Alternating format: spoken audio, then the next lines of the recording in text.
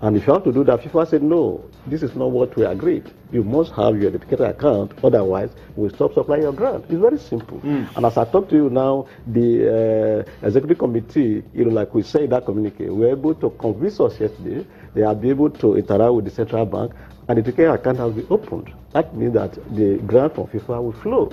It's very simple. So it's not question of, that money has been missing or whatever. They are just looking exactly. They are saying, please let us follow the procedure of putting our money wherever it is. And that, to me, that is very simple. No money is missing, and NFF has opened a dedicated account now, and anytime from now, the money from FIFA will go there. Then another issue that FIFA also raised, issue of payment to vendors. Okay, FIFA pay in dollars. We don't pay in dollars in this country. We all know that very well, yeah. So there's no way we can pay vendors for it that are dealing with us in dollars.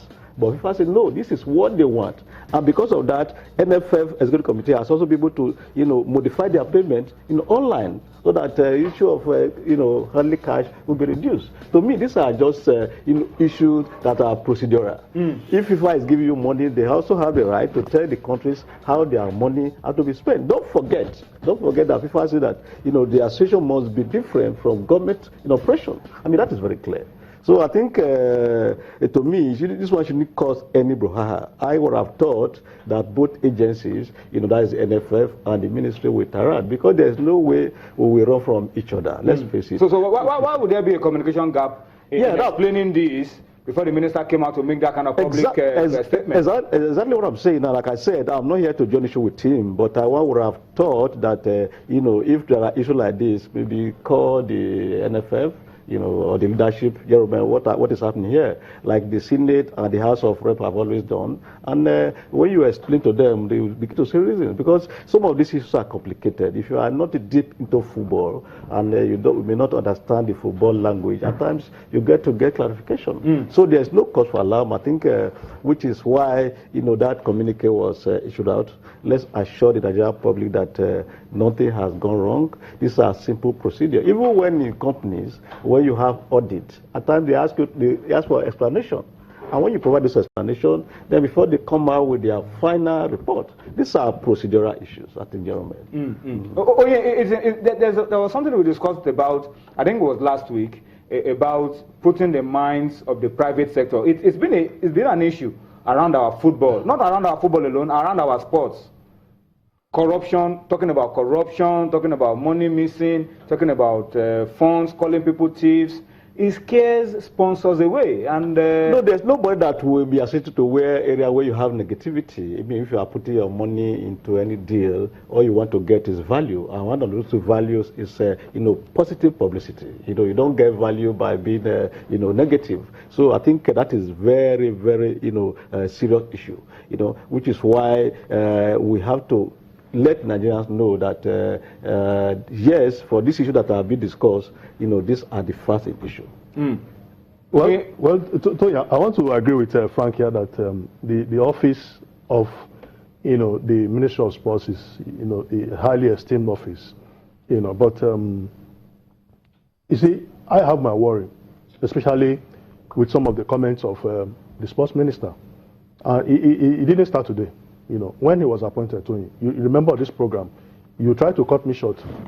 I think the minister should change his impression about the Nigerian Football Federation. I have a feeling that he has a preconceived notion before he even became the sports minister. Because the first statement he made when he was appointed was that he was a member of a delegation to the Mali 2002 Nations Cup, and he was shortchanged. He took the then NFA chairman, Brigadier General Dominic NFF chairman, to correct that notion. And it was embarrassing that when you are a member of the federal government delegation, you have no business with the association. Because federal government takes care of you? Yeah, it's a bigger delegation. It's led by a senior government official. Like in 2031, we won the Nations Cup, Senator David Mark, the Senate President of this country, was the leader of delegation. So he had no business with the NFF. So I think the minister shouldn't play to the gallery. No, it hurts. But who's this? I'm not holding forth. I'm not holding forth. It hurts. Let me say something so you can wrap it up together. I'm not holding forth for the minister. But is it not the responsibility of the Nigerian Football Federation to always put him in the know on issues like this? Because if the minister was in the know, that it was procedural and that there were no missing monies, I'm not sure it will go out of malice to say things like this. Frank said that you need to seek clarification. The Senate had summoned the NFF, the House of Representatives did the same thing, and they gave them explanation. You cannot bury a man before he dies. You must hear from him. You know, the comments he has been making hurts the federation, it hurts football, because the sponsors are on the edge. And you know that this regime, the regime of President Muhammad Buhari, has zero tolerance for corruption. So you must be very careful. The onus is on the man who alleges to prove. You know, and the minister has made several allegations that were not substantiated. Okay. Let me allow Frank to close this one, because I'm told our time is almost up. The other issue is about the unity in the executive committee and Amaju's ambition to be on the seat of CAF. Well, again, I don't, like I said earlier, it's not a question of joining issues. I don't really see where you have this unity in the NFF Executive Committee.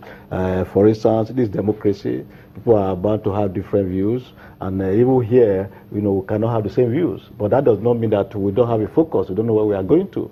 Yesterday, we had the annual AGA, we had 100% you know, attendance, both the congressmen and the Executive Committee. To me, that tells you that there was no hole or any leakage somewhere, okay? Even at a point when the issue was raised at the opening session, we asked the Executive Committee to stand up. That is the congressman asked them to stand up to see whether you actually united. All of them stood up and they took a bow. You know, so if you have, you know, a AGA that is held once in a year, and everybody, you had 100% attendance, to me, tells you that there could be some dissenting voices. Normal, it's normal in any organization. But I'm sure that I think, you know, for what we saw yesterday, you know, from the total atmosphere, I think there's no cause to worry whether there's disunity or not. I'm talking about the ambition of the president to the CAF seat. Again, let's look at it from this way. You know, Nigerians have been missing from that. You have to do it in about 10 seconds now. Yes, Nigerians have been missing that exotic position, and I feel that we should be there. Anybody who wants to be there, well, let us